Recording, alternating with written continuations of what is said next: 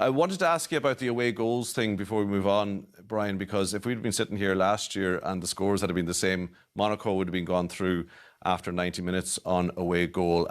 What is your overall sense of scrapping that rule, which has been in place for decades, the impact it could have, and whether they were right to do so? I heard some commentator the weekend say in the future times we look back at this era and say, why had they got that rule in the first place? I know why the rule was there. Because teams were generally playing away from home, they felt under pressure, they felt that the hostility of the crowd they could struggle to deal with, and the referees were influenced in the decision-making, and they felt it was always safer to play in the counter-attack.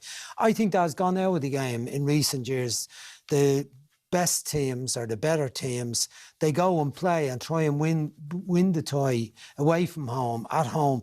It hasn't, and particularly over the last year and a half, it was a bit mad that rule was there last year when there was teams playing at home, but the matches were getting played at neutral venues. It didn't make sense at all. But I think players nowadays are much better prepared psychologically. All clubs have people, whether they're called psychologists or whether they're called performance coaches or various phrases that are used. It means that players are prepared for the challenge and the tasks and the pressure in a much better way than in previous times. They're much better able to block out the fringy things around the match, the crowd, the incidents, the referee making mistakes, shouting from the coaches, that sort of stuff. They're better able to deal with that. So I think you agree with it? I do agree with it, because I've looked at the games in the Champions League, what we've had so far, and the approach of teams. I go back even to, say, Malmo and Rangers match. Both games, Malmo took the game to Rangers. They needed to do it in the second match, and they did.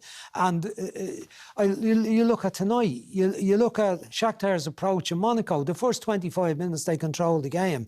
Shakhtar, Monaco had to step their game up, and they had the better of the play.